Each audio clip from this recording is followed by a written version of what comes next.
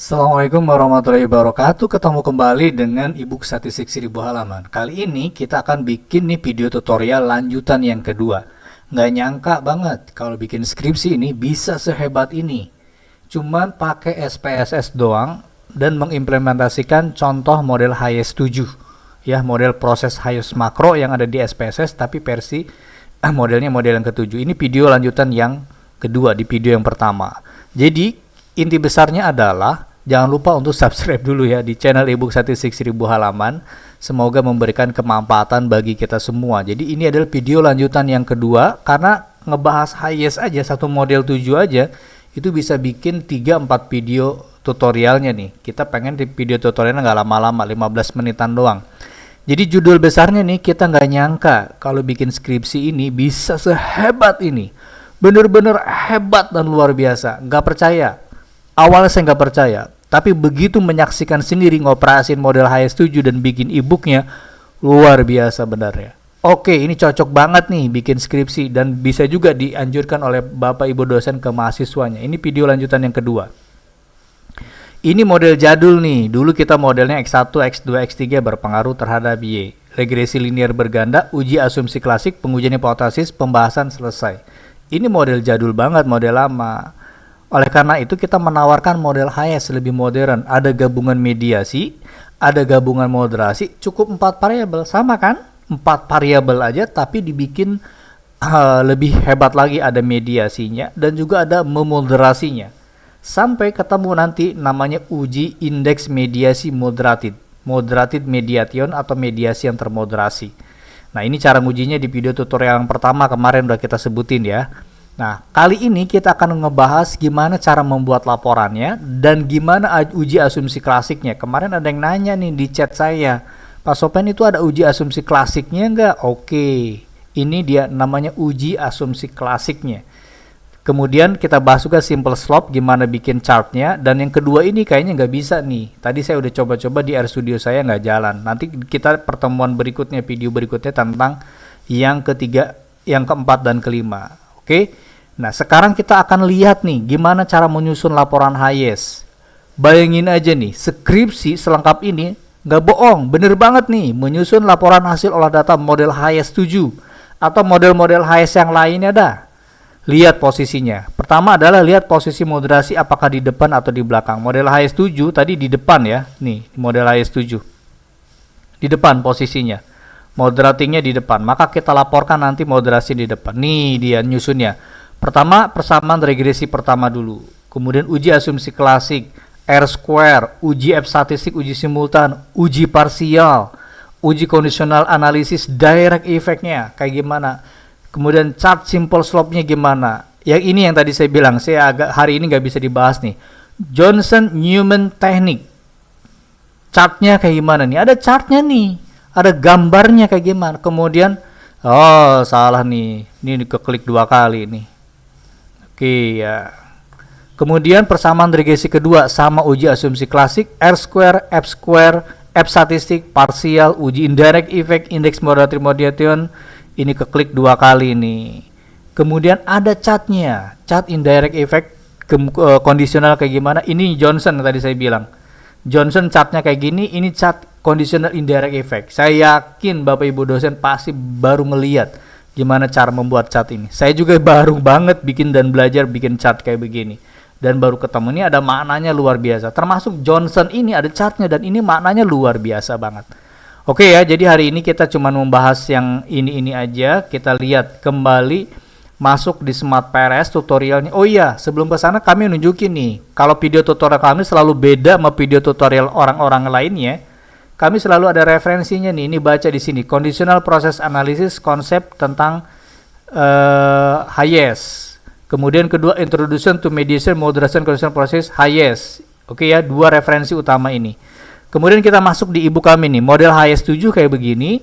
Kemarin udah kita bilangin hipotesis utamanya ada di sini nih, efek indirect effect ini ya, moderasi moderated. Ini yang pertama, saya bilangkan R-square, F statistik, uji parsial, kemudian ini tambahan conditional direct effect-nya, kalau memasukkan moderatornya berapa persen kontribusinya. Kemudian ini conditional direct effect-nya dalam keadaan rendah, sedang, dan tinggi. Kemudian ditambah lagi, ini interpretasinya. Oke, cara bikin chartnya Pak, gimana Pak? Nah ini namanya Johnson-Newman. Kemarin saya bilang. Tadi saya bilang ada Johnson-Newman. Nih. Johnson-Newman ini ngasih tahu sama kita pada titik berapa moderasi SP. SP-nya itu kan dukungan pimpinan. Dukungan pimpinan itu pada titik berapa sehingga signifikan ini.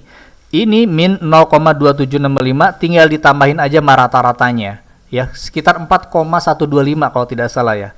Ini dia tambahin rata-ratanya. Ini menunjukkan bahwa Johnson-Newman atau dukungan pimpinan mulai signifikan kalau dia ngasih dukungannya pada level berapa? 4. Jadi kalau skala Likert 1 sampai 5, 4,125 di titik ini. Ini namanya Johnson-Newman. Tidak ada di Smart Palace, tapi ada di SPSS ini. Ini kan hebat dilaporinnya. Nah, setelah Johnson ini baru kita bikin chartnya. Oke, kita ulangi lagi, masuk di SPSS-nya, kemudian analyze, kemudian regression, kemudian proses, kemudian dimasukin ya PDS, KS yang lainnya, kemudian klik option. Ini diklik, jangan lupa persentil sama generate data ini. Kita klik dulu. Oke, kita klik, kita run. Gimana cara bikin simple slope-nya, analisisnya? Ini karena simple slope ini wajib nih dilaporin. Dilaporin ini wajib banget untuk menunjukkan apakah memang moderasi itu ada apa enggak. Variabelnya signifikan enggak memoderasi. Oke, SPSS-nya udah keluar nih. Nah, dari SPSS ini lari ke sini nih, data list pre. Nah, kemudian ini di copy. Data ini di copy nih. Data ini di copy sampai titik nih, ujungnya ada titiknya, copy. Kemudian file new syntax dipaste di sini. Select all, CTRA, Ctrl A, di select all dulu, di run. Keluar hasilnya. Begin data, udah keluar datanya kan? Chartnya diklik 2 kali. Setelah diklik 2 kali, klik elemen, kemudian file subgroup. Jadi datanya tinggal dirapiin, ininya dibuang-buang dah sama teman-teman, dan nanti dicacat, klik dibuang ini nih, garisnya jadi kayak begini chartnya. Nah, garis hijau itu adalah supervisor yang dukungannya tinggi, garis biru itu supervisor yang dukungannya rendah. Tinggal diinterpretasikan ya. Ini menunjukkan garis simple slope-nya itu memoderasi signifikan ya. Ini dia udah ya. Jadi simple slope-nya caranya bikin kayak gitu. Dan Johnson-Newman ini sebenarnya menarik ini, cuman gak bisa hari ini nih. Saya kasih video tutorial, mungkin di lain waktu ya caranya gimana. Ini adalah cut off. Garis biru-biru ini menunjukkan pada titik berapa supervisor itu bisa signifikan memoderasi. Ternyata titik 4,125 nih. Makanya disebutin P di bawah 0,05 signifikan mulai memoderasi. Ini namanya grafik Newman. Ini ada lagi grafik conditional indirect effect-nya. Setelah uji moderatifnya, nanti kan setelah uji moderasinya kan nanti signifikan tuh di bagian bawah. Nih, saya agak lompat sedikit. Nih, moderatifnya signifikan nih.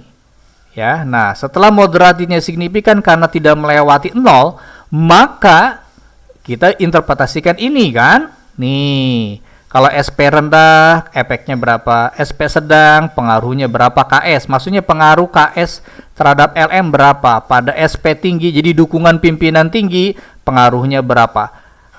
Ini baru kalimat-kalimatnya dirubah jadi chart. Itu gimana? Ini chartnya.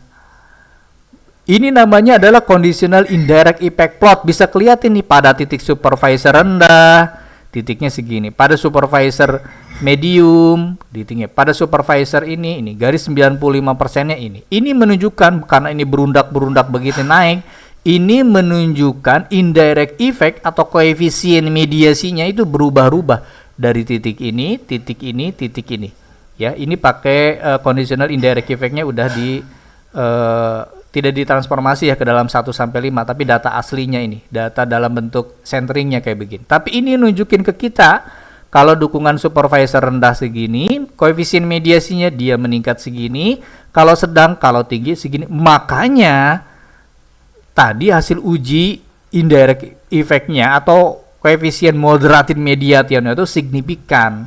Karena signifikan gambar chartnya kayak tadi. Nah, ini adalah interpretasinya. Kalau dia segini rendah, kalau dia ini sedang, dan kalau dia tinggi. Anda bayangin laporan skripsi selengkap ini, sekelas jurnal internasional, mungkin Scopus juga masuk kali kayak begini. Cakep banget. Asli nggak bohong. Modelnya sederhana, model HS7. Bisa model HS8, 9, model HS21, 58, 30, dan lain-lainnya. Ini konsepnya model HS, lengkap banget. Ya. Dibandingkan kayak begini bikinnya. Ini udah tahun 1900 bikin kayak begini, udah harus, kalau kita mau Indonesia lebih baik ya harus migrasi ke analisis-analisis yang lebih advance lagi, bukan berarti meninggalkan ya. Tapi cukuplah itu tugas-tugas mahasiswa aja. Kalau skripsi harus lebih meningkat lagi kayak begini. Ya, kira-kira itu yang bisa kami sampaikan kepada teman-teman semua tentang lanjutan yang kedua. Mudah-mudahan ada manfaatnya tentang model HS7. Dan satunya lagi ya, tadi lupa asumsi klasik nih. Ini persamaan yang kedua, asumsi klasik. Pak, ada nggak asumsi klasik? Ada asumsi klasik. Balik lagi ke SPSS nih.